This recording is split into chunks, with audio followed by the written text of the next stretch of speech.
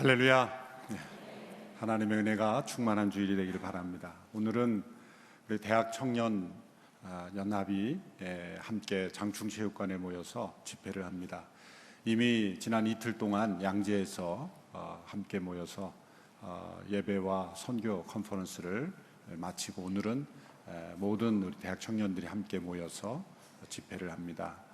여러 가지 메르스로 인하여 또 걱정이 있었지만 지난 마리아 행전 3일간의 집회가 은혜롭게 잘 끝나고 저희가 여러 가지 안전 대책을 잘 마련해서 지장이 없도록 하고, 하나님께서 이런 집회들을 통해서 오히려 새로운 변화 또 은혜를 주실 줄로 믿습니다. 함께 기도해 주시고 또 함께 오전 예배 마치고 오후에 장충체육관에 오셔서 젊은이들의 그 뜨거운 열기를 함께 느낄 수 있는 시간도 함께 가질 수 있게 되기를 바랍니다.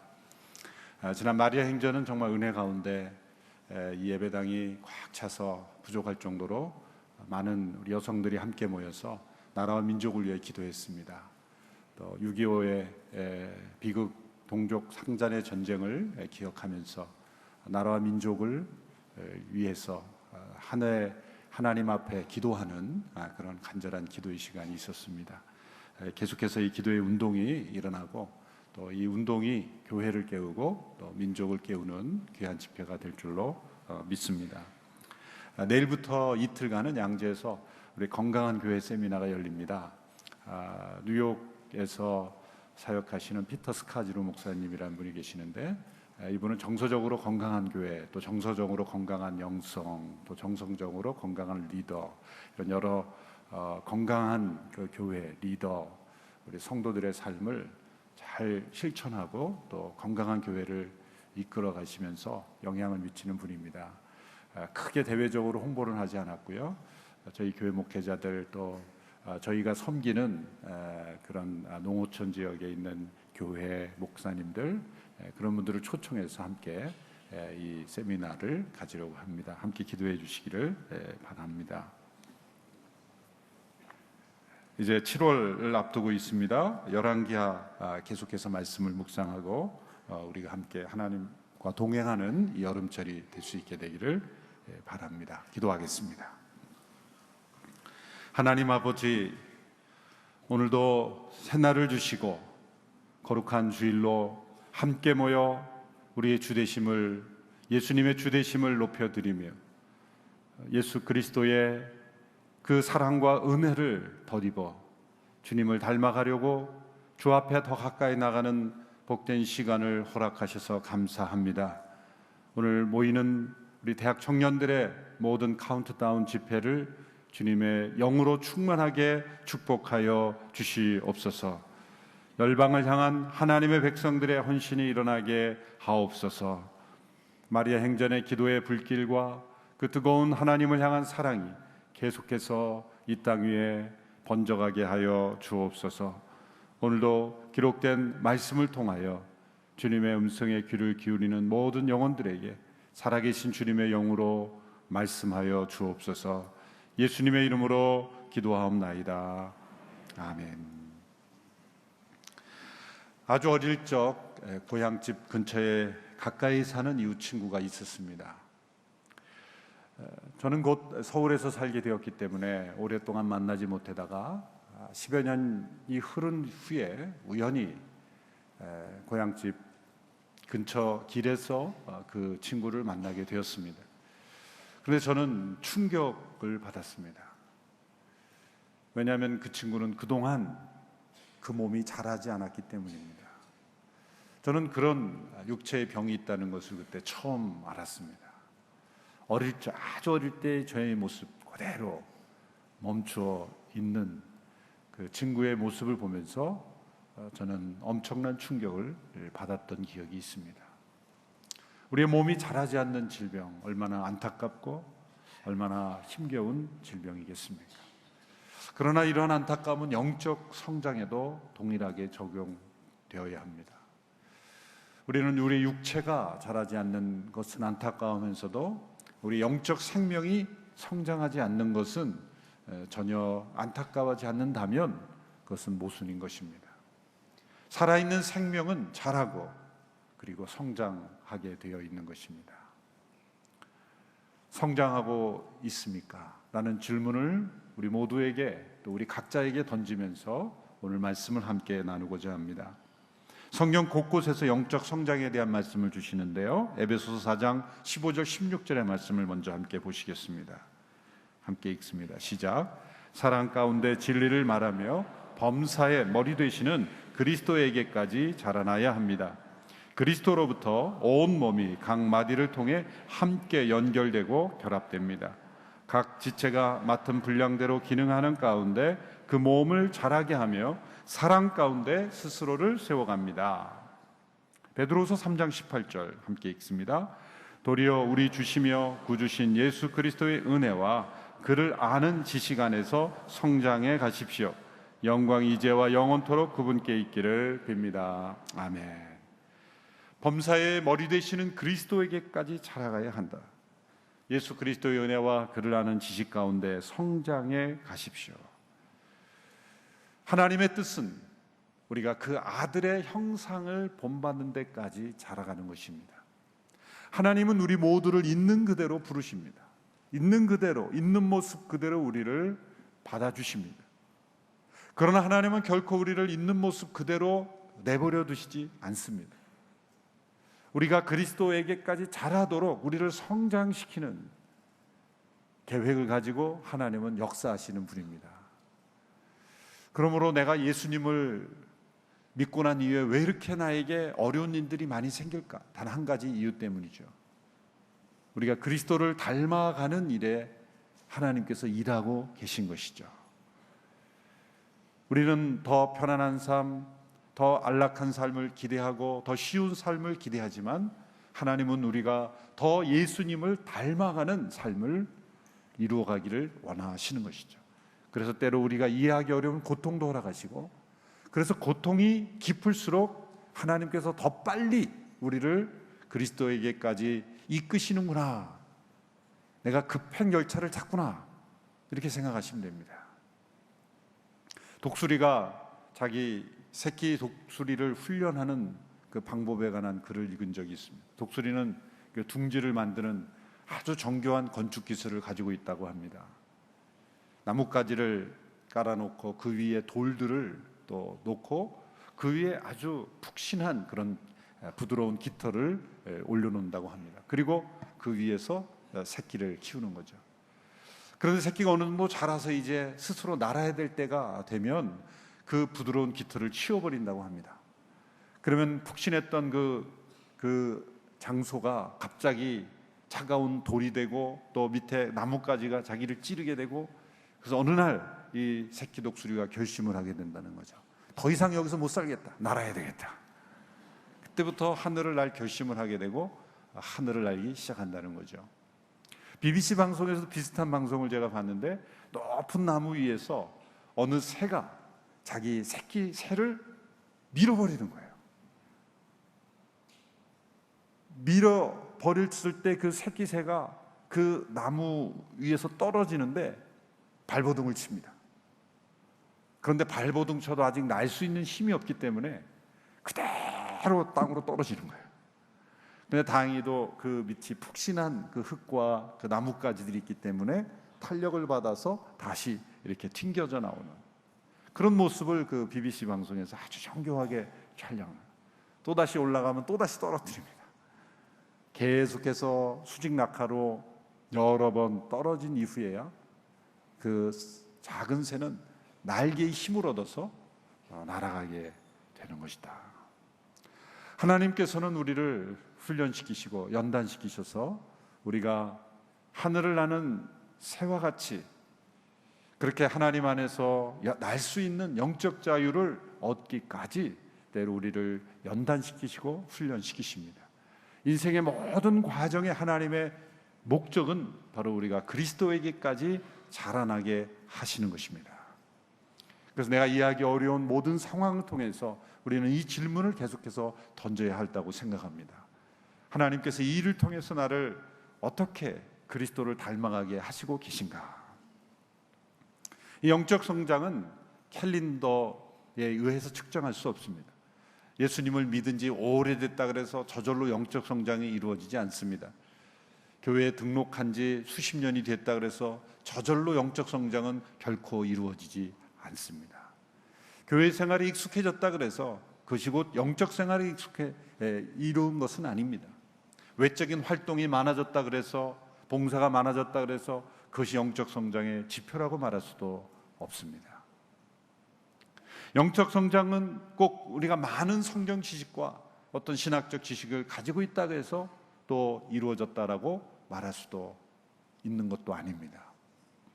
영적 성장은 오직 우리 안의 내면과 외면의 성품과 그의 심령 속에 예수 그리스도의 마음과 그분을 닮은 성품으로 나타나는 것, 그것이 바로 중요한 지표가 되는 것입니다. 오늘 사도 요한은 오늘 본문을 통해서 사랑하는 성도들이 영적 성장을 이루어가고 있음을 기뻐하고 있습니다. 그리고 계속해서 이루어갈 것을 권면하고 있습니다. 오늘 본문에 보면 성도들이 영적 성장을 이루어가고 있는지를 판단할 수 있는 중요한 평가 기준을 보여주고 있습니다. 오늘 짧은 본문을 읽으면서 우리가 주목할 것은 이 짧은 세 구절 안에 동일한 내용이 반복되고 있다는 거죠. 오늘 본문을 보면 12절과 13절의 내용, 그 내용이 14절에서 다시 한번 반복되고 있습니다. 그런데 동일한 내용이 반복되는 것 같지만 그 우리말 한글 성경에는 나타나지 않지만 중요한 변화가 있습니다. 그것은 시제가 변화됩니다. 우리말도 보면 12절에 보면 자녀들이여 내가 여러분에게 쓰는 것은, 또 13절에 아버지들이여 내가 여러분에게 쓰는 것은, 14절에 자녀들이여 내가 여러분에게 쓰는 것은, 이렇게 그냥 쓰는 것은 이렇게 되어 있지만 원문에 보면 시제가 바뀝니다. 12절 13절에서는 현재 시제로, 또 14절에서는 과거 시제로 바뀌는 거죠. 엄밀하게 말하자면 헬라어로 부정과거지만 그냥 과거라고 이렇게 하셔도 문제가 없겠습니다. 동일한 내용을 쓰면서 한 번은 현재 시제로 지금 내가 너희들에게 쓰고 있다, 영어로 I am writing, 내가 너희들에게 지금 쓰고 있다, 현재 시제로 쓰고, 바로 직후에 나오는 구절인데 내가 너희에게 이미 썼던 것은, 이렇게 과거로 바꾸어서 다시 반복하는 것입니다. 이것은 수사적인 표현이죠. 너무나 중요한 것을 강조할 때 마치 방금 전에 썼지만 그것을 오래전에 쓴 것처럼 과거형으로 내가 전에 너희들에게 이렇게 썼던 것은, 이렇게 시제를 바꿈으로써 다시 한번 반복하여 강조하고 있는 것입니다. 우리 올해 표가 낮은 곳, 더 낮은 곳으로 이렇게 반복했죠. 제가 여러분들에게 이렇게 설명한다고 생각해 주십시오. 여러분, 우리가 낮은 곳으로 가야 합니다. 이 현재 시제로 말하죠. 그러고 나서 바로 제가 여러분들에게 낮은 곳으로 가야 한다고 말씀드렸습니다. 이렇게 되면 과거형이 되는 거죠. 아주 중요한 내용을 마치 오랜 시간 동안 강조한 것으로 표현하기 위해서 시차를 두어서 강조하는 거죠. 한 번은 현재로, 한 번은 과거형으로, 그렇게 마치 오랜 시간이 이 절과 절 사이에 흐른 것처럼 느끼도록 만듦으로써 이 지속적으로 계속적으로 강조되어야 될 중요한 내용이구나라는 것을 설명하는 기법인 것입니다. 또 한 가지 본문에서 발견되는 특이한 점은 세 개의 다른 호칭을 사용하고 있다는 것이죠. 이 부분이 해석의 어려움을 가져다 주는 것입니다. 보면 세 개의 호칭이 나옵니다. 첫 번째는 12절에 자녀들이여 이렇게 나오고, 13절에는 아버지들이여 이렇게 나오고, 또 중간에 청년들이여 이렇게 나옵니다. 요한일서를 묵상하는 많은 성도들, 또 목회자들, 학자들은 이 세 가지 호칭이 무엇을 의미하는지가 참 궁금했습니다. 여러 해석들이 등장하는데 세 개의 중요한 해석으로만 구분할 수 있습니다. 이것을 설명하는 이유는 이 본문을 묵상하면서 너무 많은 해석에 빠지지 않도록 도와드리기 위해서 정리해 보는 겁니다. 첫째는 이 호칭은 육체적인 나이로 그냥 해석하는 겁니다. 문자 그대로 어린아이들은 어린아이들, 청소년들, 아이들, 아버지들은 그 육체의 나이가 만연한 그런 어른들, 그리고 청년들은 그냥 젊은 청년들, 우리 대학 청년 시절에 있는 청년들로 보는 것입니다. 그래서 아버지들은 그 당시에 리더십들, 장로들, 그런 영적 지도자들로 보고, 청년들은 그냥 젊은이들로 보고 권면한 것이다. 그런데 이 해석이 어색한 것은 순서가 애매하죠. 육체의 나이라면 자녀들이 나오고 그 다음에 청년들이 나오고 그 다음에 아버지들이 나왔다면 이것이 물리적인 육체적인 나이의 순서다 이렇게 해석하기가 자연스러운데 그 순서가 바뀌어 있다는 거죠. 또 나이에 따른 권면의 내용 또한 연령에 맞는 것이라고 보기가 어렵습니다. 죄사함은 자녀들에게만, 또 아버지들은 최초부터 계신 하나님을 알았다는 것 내용, 그리고 젊은이들은 악한 자를 이겼다는 내용, 이 내용이 나이에 따른 권면에만 맞는 것이다라고 보기가 어렵습니다. 두 번째 그래서 해석으로 사람들은 넘어갑니다. 이것은 이 세 가지 호칭이 영적 성장의 세 단계를 보여주는 세 종류의 사람들이다 이렇게 보는 거죠. 초대교회 어거스틴부터 많은 사람들이 이런 해석을 했습니다. 자녀의 신앙의 수준, 아버지의 신앙의 수준, 청년의 신앙의 수준으로 영적 성장의 단계를 보여주는 것이다 라는 것입니다. 분명 여기에는 성장이 있습니다.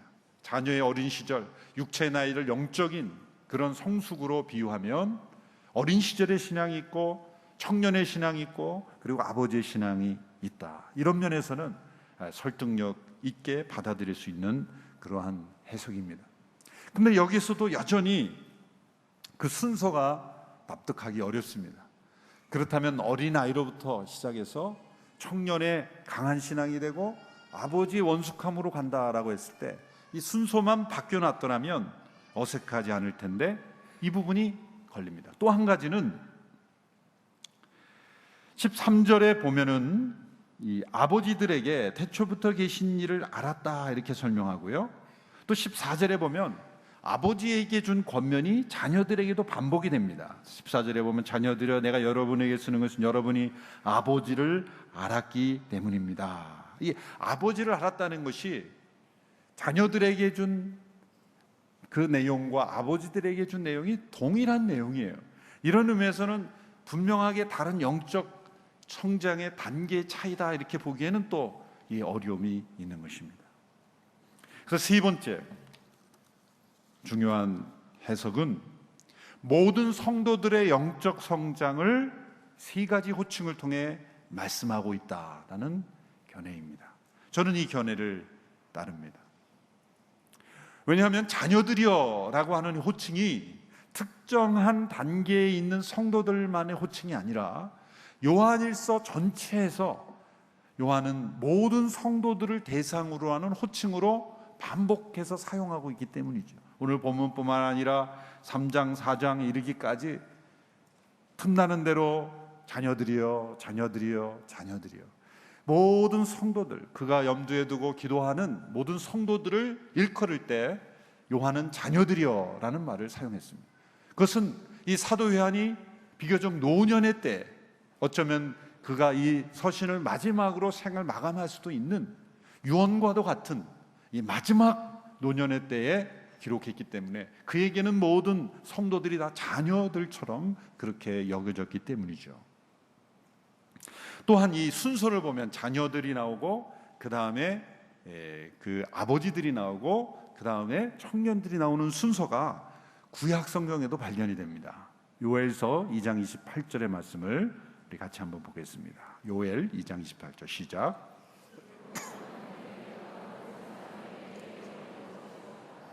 너희 아들들과 딸들이 예언할 것이고 너희 늙은이들은 꿈을 꾸며 너희 젊은이들은 환상을 보게 될 것이다. 여기에 보면 아들과 딸들이 나오고 늙은이가 나오고 젊은이가 나옵니다. 여기 아들과 딸들은 자녀들이죠. 그리고 연세가 많으신 분들이죠. 그 다음에 청년들이 나옵니다. 그런데 그 앞에 뭐라고 하냐면 모든 사람 위에 내용을 부어주겠다 이렇게 말씀하시고 자녀들은 예언하고 늙은이들은 꿈을 꾸며 젊은이들은 환상을 본다. 그러면 자녀들은 예언만 하고 늙은이들은 꿈만 꾸고 젊은이들은 환상만 보는 것이냐? 그렇게 말할 수 없죠. 이것은 모든 성도들이 성령의 충만함을 경험하는 그런 모습을 때로는 예언으로, 꿈으로, 환상으로 모든 이들이 경험할 수 있는 것을 이 호칭을 통해서 다 함께 경험할 수 있는 성령의 충만함이라는 것을 표현한 것뿐입니다. 이 순서가 구약에도 등장한 걸 볼 때 자녀들이여, 아버지들이여, 청년들이여, 이 순서를 사용한 것은 모든 성도들이 동일하게 경험해야 될 세 가지 중요한 영적 성장의 영역을 표현하는 거죠. 자녀들이 경험한 죄사함은 아버지들은 경험할 수 없는 것, 아니면 그 단계를 건너뛰는 것, 그것이 아니고, 청년들이 경험하는 것은 자녀들이 경험하지 못하는 그런 영역에 있는 것, 그것이 아니고, 모든 성도들이 다 함께 경험해야 될 세 가지 영역에서의 영적 성장을 포함, 수사학적으로 다양성을 주면서 생동감 있게 표현한 것이라는 거죠.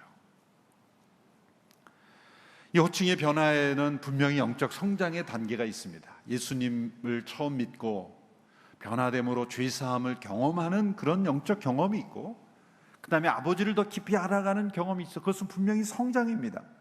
그렇다고 해서 성장한 사람은 죄사함의 은혜는 이제 다 완전히 무시해도 되는 것인가? 그런 것은 아니죠.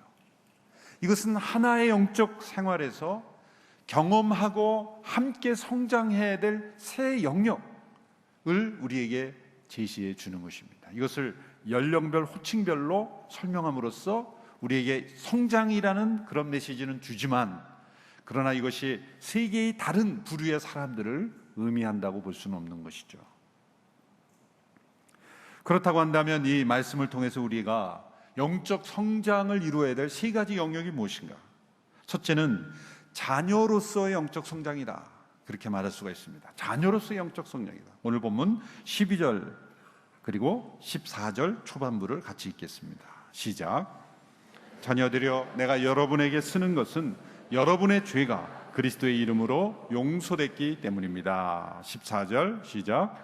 자녀들여, 내가 여러분에게 쓰는 것은 여러분이 아버지를 알았기 때문입니다. 모든 성도들이 연령이 어떻든 어떤 직분으로 섬기든지 다 우리는 하나님의 자녀들입니다. 자녀로서의 영적 성숙이 이루어져야 돼요. 특별히 앞서 일하다 보면 저희 같은 목사들이 착각하는 것은 하나님의 자녀로서의 관계는 잃어버리는 거예요. 그냥 목사로서만 일하는 거에 익숙하다 보면 내가 하나님의 한 자녀로서 하나님과의 그 누릴 수 있는 은혜와 축복은 다 잃어버리고 일만 하고 있는 거죠. 자녀로서의 가장 중요한 축복이 뭡니까? 그것은 용서받은 그러한 죄사함의 은혜입니다. 여러분, 죄를 범한, 그래서 이 사회로부터 때로는 버림받은 사람도 찾아갈 수 있는 곳이 어디입니까? 부모의 품 아닙니까? 자녀는 잘못을 해도 부모 앞에서는 때로 당당해요. 그 당당함은 어디서 나오는 것일까? 당연히 용서하실 것이다.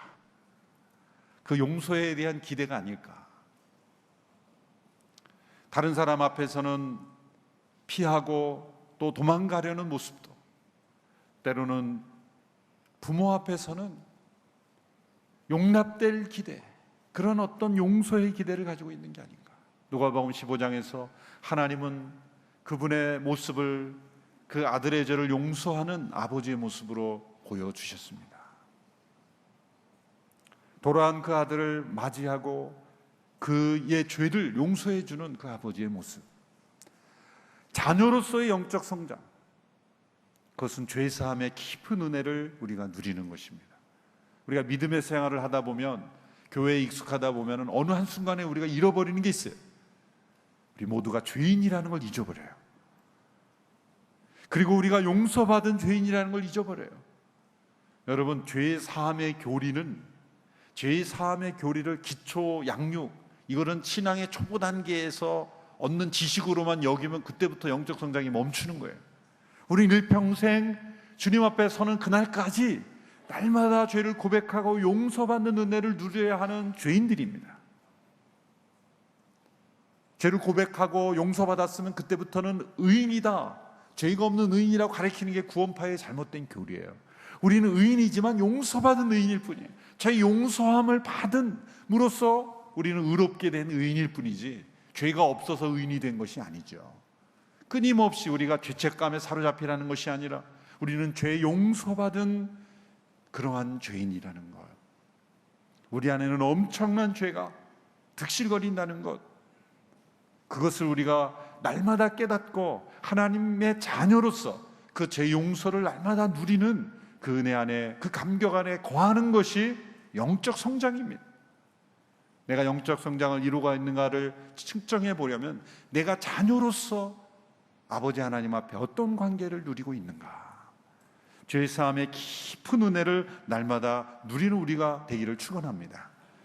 그래서 영적 성장의 그 양육에 있어서 우리가 대학이나 이런 교육기관에서는 그 101, 201, 301 이렇게 100대, 200대, 300대 이런 커리큘럼이 심화되는 과정이 이렇게 그 고급 코스들이 이렇게 되잖아요. 근데 영적 성장에서는 절대 그게 적용되지 않습니다. 왜 그럴까요? 죄 사함의 은혜는 이미 나는 띈 것이기 때문에, 이미 나는 마스터한 것이기 때문에 그 다음 단계다, 이게 이루어지지 않아요.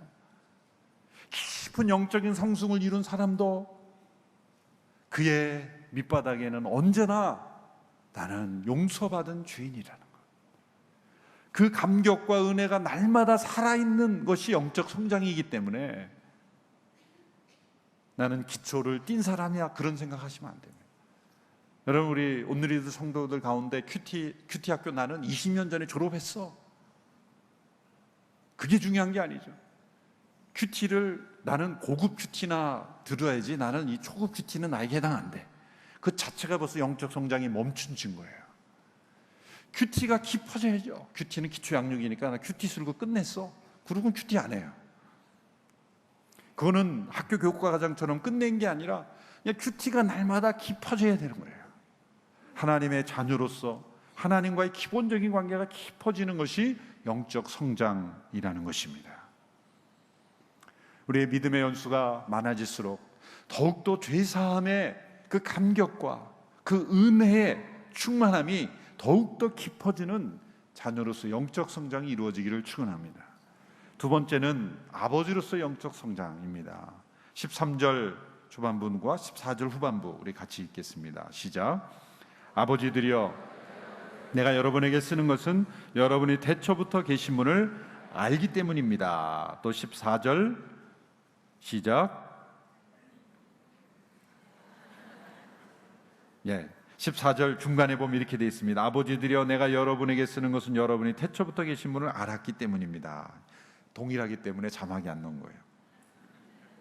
동일한 내용을 반복하고 있죠.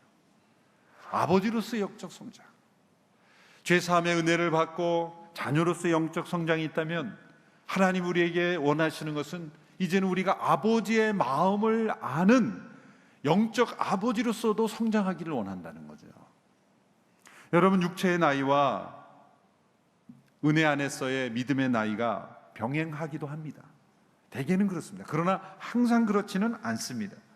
나이가 많아도 아직도 영적 어린 자녀의 수준에 머무는 분이 있고, 비교적 젊은 나이이지만 아비다운 아버지로서의 영성, 영적 아버지로서의 영적 성장을 가진 젊은이들도 있는 것입니다. 요셉이 다른 형제보다 아버지의 사랑을 더 받았어요. 성경의 창세기 37장 5절에 보면, 3절에 보면 이렇게 되어 있습니다. 그가 노년에 얻은 아들이므로, 이렇게 되어 있어요. 그래서 대부분 우리말 번역에서는 느지막이 얻은 아들이기 때문에, 노년에 얻은 아들이기 때문에 더 귀엽고 사랑스러워서 편애했다, 그렇게 되어 있는데, 스펄전 목사님의 책을 읽는 가운데 이거 올바른 번역이 아니다 라고 이렇게 주장을 하시는 거예요. 그래서 제가 히브리어 성경을 찾아보니까 맞아요. 이게 어떻게 직역이 되어 맞냐면, 직역하면 이런 겁니다. 원로들의 아들이므로, 그렇게 되어 있어요. 히브리어로 이 장로 혹은 원로가 자켄인데, 자켄들의 아들이다. 이건 무슨 표현이냐면, 히브리어가 형용사가 아람어 개조되기 때문에 형용사가 많지 않습니다. 그래서 형용사적인 표현을 강조할 때는 명사와 명사를 써요. 예를 들면 당신은 정의의 아들입니다. 예수님 정의의 아들이다. 그건 뭡니까? 가장 정의로운 사람이다, 그런 뜻을 쓸 때 정의의 아들이다. 무엇의 아들이다는 표현은 가장 형용사적인 강조를 할 때 그 무슨 아들이다, 무슨 딸이다 그렇게 표현합니다. 당신은 아름다움의 딸이다 그럴 땐 가장 아름다운 여인을 가리키는 표현인 거예요. 명사를 통해 형용사를 강조하는 표현인 거예요. 그러니까 여기에 원로들의 아들이다, 작헨들의 아들이다, 이것은 뭐니까 원로 같은 아들이다, 원로 같은 지혜와 성숙함과 원숙함을 가진 자녀다, 그런 뜻입니다. 야곱의 여러 아들 중에서 만일 가장 노년의 아들은 베냐민이죠. 요셉이 아니죠. 베냐민이 더 늦게 태어나죠. 그럼 베냐민 막내를 더 사랑해야 그게 맞는 말인데, 요셉은 성령 안에서 그가 아비의 마음을 가진 자녀라는 거죠. 넌 어떻게 그렇게 내 마음에 속 드는 생각만 하니? 아버지의 마음, 자녀의 완숙함은 어디입니까? 부모의 마음을 이해하고 부모의 입장에서 부모가 해야 할 일을 같이 하는 자녀, 그것이 바로 자녀의 성숙입니다. 영적 성장이란 무엇입니까? 아버지의 마음을 깊이 깨닫고 아버지가 기뻐하는 것이 나의 기쁨이 되고 아버지가 원하는 것이 나의 기쁨이 되는 것, 영적으로 다른 영혼을 품고 인내하고 사랑하고 섬기는 그런 자녀들, 그런 자녀들이 아버지의 자녀들이다 라는 것입니다. 사도 바울은 이렇게 안타까워했죠. 그리스도 안에 선생들은 많은데 아비가 많지 않다. 고린도서 4장 15절에 지적했습니다. 다른 사람들에게 이것이 옳다, 저것이 옳다, 이렇게 해야 된다, 저렇게 해야 된다, 선생들은 많은데 한 영혼을 낳고 그 영혼을 사랑과 인내로 양육하는 영적 아비들이 적음을 안타까워했어요. 오늘날 시대의 교회의 어려움도 밖으로 이것입니다. 선생은 많은데 아비가 부족한 거예요. 아비가 많은 시대의 교회는 한 영혼 한 영혼을 책임지고 양육하기 때문에 사생아가 없습니다. 버려진 자녀들이 없습니다. 모두가 다 돌봄을 받으면서 건강하게 자라갑니다. 선생은 많은, 그러나 아비가 없는 곳에는 옳고 그름은 잘 따지고요, 무엇을 어떻게 해야 되는지는 잘 압니다. 그런데 문제를 해결하는 영혼이 부족하는 거예요. 아비는 많지만 선생은 많지만 아비가 부족한 그런 시대, 바로 오늘 이 시대의 모습입니다. 우리는 1:1 양육을 통해서 이 아비의 마음을 경험할 수 있는 좋은 제도가 있습니다. 1:1 양육을 통해서 한 영혼 한 영혼을 품는 그런 아비의 마음을 우리가 더욱더 성장해가는 우리 모두가 되기를 바랍니다.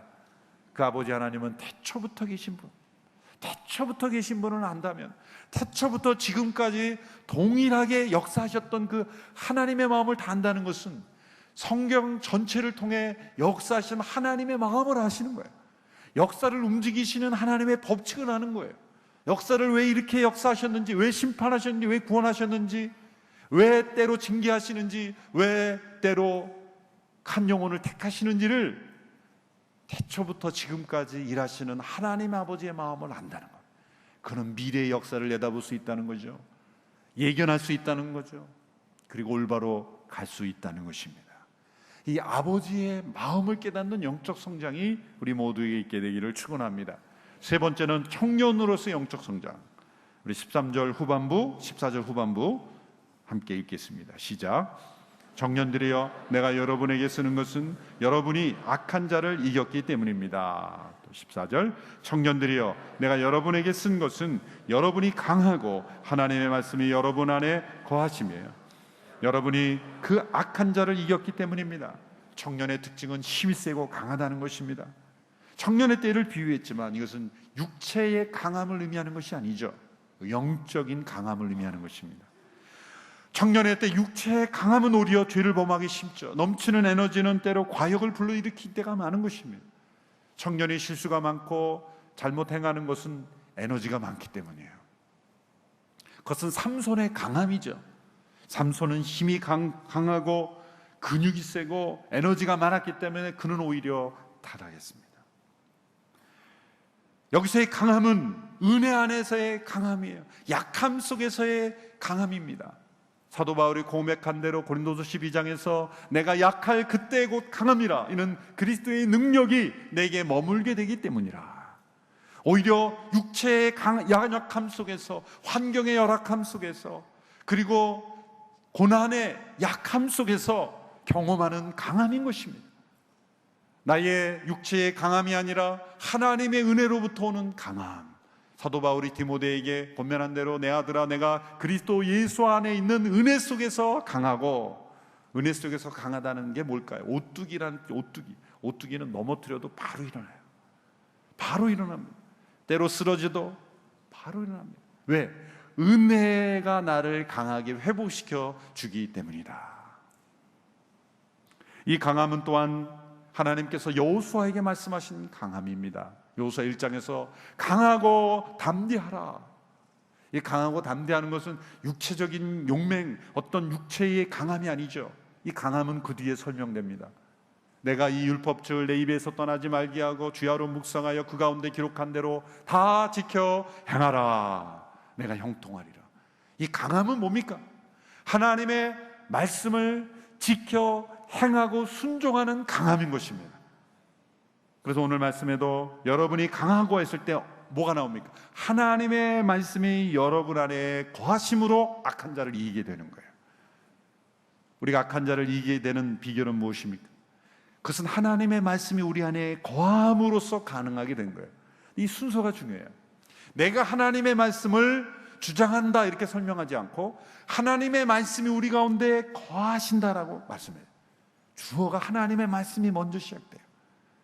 내가 하나님의 말씀을 연구하고 내가 하나님의 말씀을 깨닫고 내가 하나님의 말씀을 이해하는 것이 돼서는 부족해요. 이 말씀이 인격으로 역사하시는 하나님의 임재가 나를 주장하는 것, 그것이 바로 우리의 강함인 것입니다. 그래서 우리가 성경 공부 읽을 때 이런 말은 굉장히 교만함을 쓰면 안 돼요. 말씀을 내가 뚫어야 되겠다. 하나님의 말씀이 존재한 이후로 하나님의 말씀을 뚫은 사람은 없습니다. 그게 아니라 하나님의 말씀이 나를 뚫어야죠. 하나님의 말씀에 뚫린 존재가 돼야지 내가 자꾸 말씀을 뚫으려고 그래요. 막 드릴을 갖고 뚫고 막 송곳으로 뚫고 말씀을 파서 내가 뚫으려고 그래요. 그 교만한 거예요. 내가 말씀 위에 있는 존재가 될 때 내가 말씀을 요리하고 내가 자꾸 뚫으려고 해요. 여러분, 말씀을 뚫게 해준다는 거 너무 그렇게 현혹되지 마세요. 그건 위험한 거예요. 오히려 하나님의 말씀이 나를 뚫게 하는 그런 모임에 참여하세요. 하나님의 말씀이 내 안에 거하게 하는 그런 말씀의 태도가 더 중요한 거예요. 성경을 관통하려고 그래. 자꾸 내가 관통되려고 하진 않고 자꾸 성경을 관통하려고 그래. 하나님의 말씀이 내 안에 거해야 된다. 이 거한다는 단어도 중요한 거예요. 이게 하루아침에 이루어지지 않는다는 거예요. 잠깐 방문해서는 안 돼요. 거해야 돼. 내면화돼야 돼. 지배해야 된다는 거예요. 위기 때에 하나님의 말씀의 능력이 나타나지 않는 것은 평상시에 말씀의 지배함이 없기 때문에. 예수님이 광야에서 사단을 이길 때, 기록되었을 때, 그것은 그 순간에 찾아서 그런 게 아니에요. 회당에서 내면화된 하나님의 말씀이 그 안에 거하셨기 때문에 튀어나오는 거예요. 위기 때에 그냥 튀어나오는 말씀이 없으면 사실은 이길 수 없습니다. 우리 학교 다닐 때 시험 볼 때 오픈북이 있잖아요. 그럼 오픈북을 하면, 저희 신학교 때도 오픈북을 해준 교수님이 있어요. 기대 엄청 하고 왔습니다. 공부 안 하고 왔습니다. 근데 뭘 어디에 있는지 알아야 찾아 쓰죠. 오픈북은 아무데나 다 정답이 나와 있는 게 아니에요. 오픈북도 공부한 사람이 어디 있는지 알아야 기억나지 않을 때 도움이 되는 거지. 오픈북이라고 해서 그냥 가면요, 그냥 책만 열려 있을 뿐이에요. 답은 못 찾아요. 갑자기 찾아내려고 그러면 말씀이 찾아지지 않는 거예요. 내면화된 말씀이 그 위기의 순간에 튀어나와야 되는 거예요. 튀어나와야 되는 거예요. 순간 기억이 나진 않지만, 그렇지만 그 말씀이 내면화될 때 튀어나와요. 성령의 검이 곧 말씀이라 그랬죠? 에베소 6장에서. 그래서 검이 있어요. 근데 악한 자가 탁 나왔어요. 검을 빼려고 그러는데 하도 안 빼서 빼지지가 않아요. 그게 우리의 그런 모습이에요. 가까스로 뺐는데 녹슨 검이에요. 좌우에 날이 선 검이 아니라 녹슨 검, 빠지지 않는 검, 잃어버린 검. 하나님의 말씀이 우리 안에 충만히 거할 때, 악한 자가 등장해도 우리는 그 악한 자를 능히 이기는 청년의 성숙이 우리에게 있을 줄로 믿습니다. 우리는 이 하나님의 자녀로서 매일 죄사함을 받는 그 사죄의 은총을 날마다 깊이 더 누리고 또 누리고 또 누리고, 아버지의 마음을 품고 태초부터 계신 그 아버지의 역사하심, 아버지의 섭리, 아버지의 계획, 아버지의 뜻을 깨닫는 그러한 아버지로서의 성숙, 그리고 악한 자를 하나님의 말씀 안에 거함으로 능히 이기는 그런 청년으로서의 성숙, 이 성숙이 날마다 우리 가운데 일어나야 될 줄로 믿습니다. 영적 어린아이에서 벗어나 성인으로, 죄사함을 받는 데서 더 나아가서 죄를 이기고 악한 자를 이기는 영적 성장의 승리가 우리 모든 성도들에게 있게 되기를 주님의 이름으로 축원합니다. 기도하겠습니다. 하나님 아버지, 우리를 구원하시고 있는 모습 그대로 우리를 받아주시며, 또한 우리를 있는 모습 그대로 내버려 두지 아니하시고 그리스도에게까지 자라도록 우리를 인도하심을 감사합니다. 영적 성장을 날마다 이루어가는 저희들이 되게 하여 주시고, 두렵고 떨림으로 우리의 구원을 이루며 그리스도의 은혜와 그를 아는 지식 가운데 자라가는 범사의 머리 대신 그리스도에게까지 성장하는 우리 모두가 되게 하여 주옵소서.